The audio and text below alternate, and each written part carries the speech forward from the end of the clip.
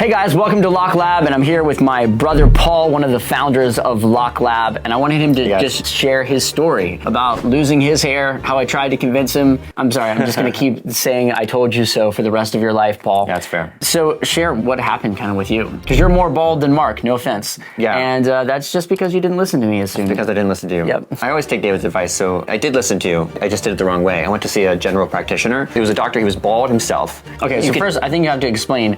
So I told Paul that he was going bald, and he was starting to lose his hair. I mean, you in like the mirror. I mean, it was like obvious. It was obvious. So it was obvious, and I told Paul, you should get on this medication. Yeah. It's gonna be awesome for your hair. You'll be able to stop your hair loss, get some back, da da da da. Towards the beginning of his hair loss, you went to a general practitioner. Yeah, so I went to a general practitioner. This guy was bald. Like, you could tell he was bitter about it. I mean, it's the truth. He said that his son was on finasteride. So the only thing I knew was like finasteride. I don't even know if I knew that, but he said, I would not recommend getting a finasteride because sexual side effects are such a big deal. And he didn't know what he was talking about, but he really, really scared me. So he made me think, why would this be worth it? But I wasn't going nearly as bald then. It got way worse. So eventually, my hair looked so bad. I always thought of myself as a good looking guy. I just was not going in that direction. Unless I got just like crazy jacked, which I also tried. And, you know, you tried that too. That's so hard. Baseball caps, you tried getting really jacked, you tried shaving your head. Yeah, I tried everything.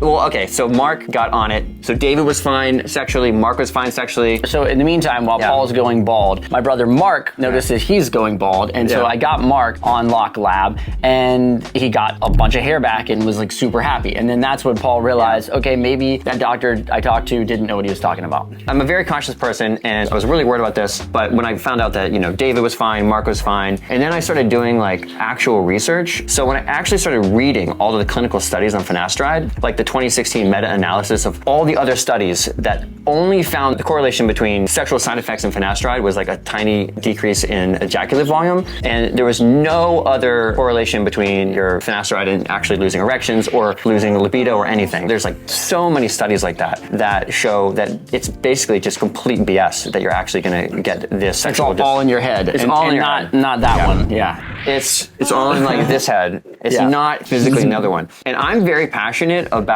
figuring out what is in your head medically versus like what's actually in your body. That's something I really care about. I think there's like a huge connection between like your mind and your body that affects you medically. And so when I learned that this is all in your head clinically, it made so much sense to me. Since then, basically started taking the compound pill, finasteride, minoxidil, and biotin, and didn't have a single sexual issue, just like millions of other guys. I got tons of hair back, and instead of having to figure out how to still be confident as like a not very good looking person, I was able to just like look the same way I always did and like not have to even deal with that, which was amazing. Yeah, especially in your crown. Paul had this big bald spot in his crown. Yeah, a big bald spot. And it's like totally filled in. Yeah, it was awesome. It's been great. I mean, it did bring back, like obviously you still have some hair loss from where you started, but like now you're doing better than Jude Law. Like Jude Law had a career as a leading man with less hair than you. So yeah, you're gonna be fine.